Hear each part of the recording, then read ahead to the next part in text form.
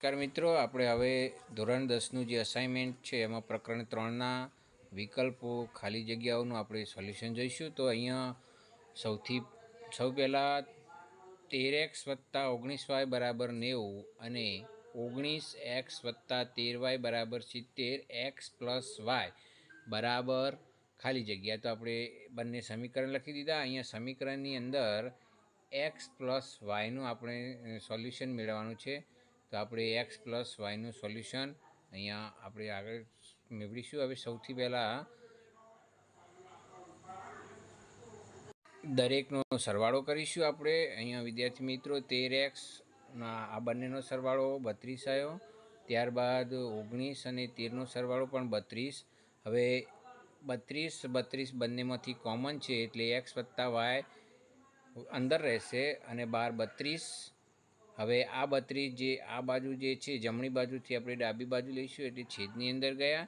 હવે બંનેનો છેદ ઉડાડવામાં આવશે.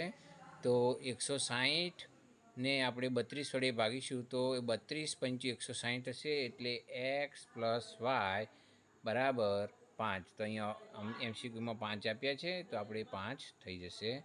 હવે વિદ્યાર્થી મિત્રો આપણે બીજા નંબરનો દાખલો જોઈશું. તો જો બિંદુ 5K એ સમીકરણ 5x + 3y આલેખનું તો K બરાબર શોધો. તો અહીંયા ફક્ત આપણે સૌ પહેલાં x છે અને આ બીજું y. તો અહીંયા 5x + 3y = 37. આપણે x = 5 અને y = K મૂકીશું. તો 5 પાયો અને 5 × 5 એટલે 25 + 3K = 37.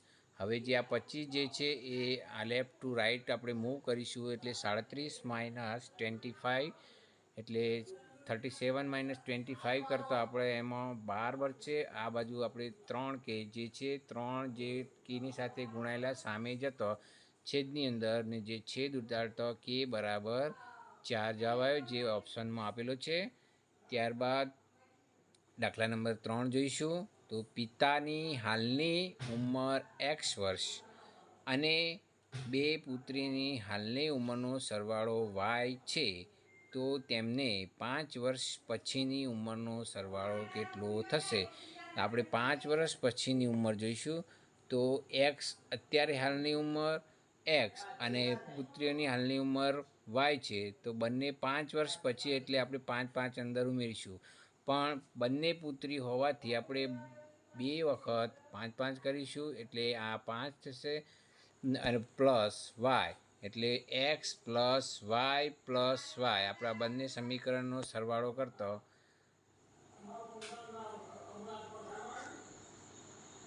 બરાબર 15. 5 5 અને 5 આપણે x + 5 y + 5 બીજા 5 એટલે 5 ને 5 10 ને 5 15 x + y આપણે અલગ લઈ લીધા એટલે x + y + 15. કારણ કે 5 વર્ષ પછી હોય એટલે કોઈ પણ અત્યારની ઉંમર હોય તેનાથી 5 વર્ષ પછીની. હવે આગળનો દાખલો જો તો 2 અંકની કોઈ એક સંખ્યા અદલા બદલી કરતો મળતો સંખ્યાનો સરવાળો હંમેશા ખાલી જગ્યા વડે વિભાજ્ય હોય. હવે 2 અંકોની સંખ્યા છે એટલે કોઈ પણ 2 અંકની સંખ્યા આપણે લેતો એટલે કે દાખલા તરીકે એક સંખ્યા આપણે 43 લીધી, બીજી 37 એટલે કેટલા આવ્યા? 47. હવે બીજું ઉદાહરણ તમે કોઈ પણ સંખ્યા લઈ શકો છો. એ 2 અંકોની સંખ્યાનો સરવાળો જે અદલા બદલી કરતો કેટલા વડે ભાગી શકાય? કોઈ પણ ઉદાહરણ તમે અહીંયા લઈ શકો. જો તમે જુઓ તો દરેક 11ની રેન્જમાં આવશે. 11 70 77 11 તરી અહીંયા જો દાખલા તરીકે 54 અને 4 અને 49 તો એનો પણ સરવાળો તમે જુઓ 9 ને 1 10 ને 3 13નો તગડો બધી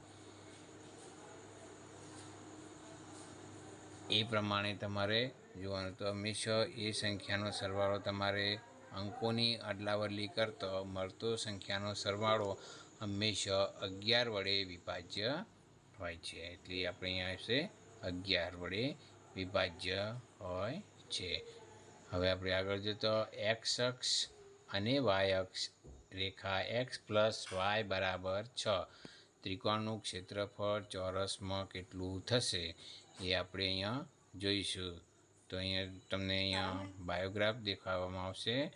અહીંયા એક્સ અક્ષ અને વાય અક્ષ, એ બંને એક્સ અને વાય, આપણે અહીંયા એની કિંમતો 0 મૂકીશું, એક વાયની 0 મૂકીશું. ત્યારબાદ એકમ ક્ષેત્રફળ એક્સ પ્લસ વાય પ્લસ 6 દ્વારા બનતા ત્રિકોણનું ક્ષેત્રફળ શોધીશું. તો એક્સ પ્લસ વાય બીજું ગળું 6 આપી દીધા, 0 પ્લસ વાય એટલે 6. આપણે વ્યાપક સમીકરણ જે શોધતા એક્સ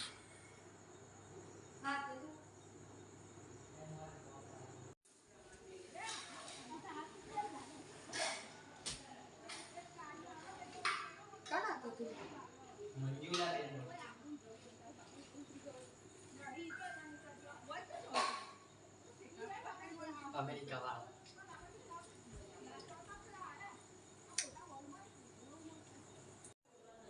હા વાત કરતા બધું લાગતું નથી યાદ ખબર પડે.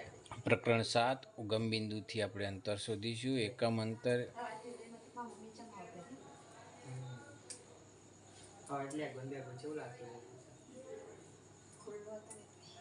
ઉગમ બિંદુના યામ 0 0 0x એટલે 0 વત્તા 12, 0 વત્તા 35, 12નો વર્ગ, પછી 35નો વર્ગ, 12નો વર્ગ કેટલો થશે 144 થશે, વત્તા 35નો વર્ગ કરીશું તો 1225, બંનેનો આપણે સરવાળો કરીશું.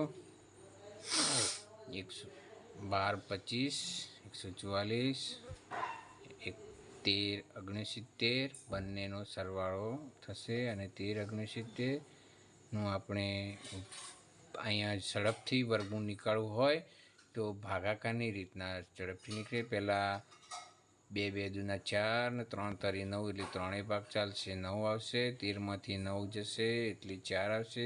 69 નીચે લાવવામાં આવશે. આ એક ભાગાકારની રીતના ઝડપથી સ્પીડમાં નીકળે. અહીંયા સીધું આવશે 1469. એ પ્રમાણે 46976 એટલે 77 એટલે 37 વર્ગમૂળ નીકળશે. આપણે એનો ગુણાકારથી ચેક પણ કરીશું. 70 49, 4 વધી 9 7 42, 4 46,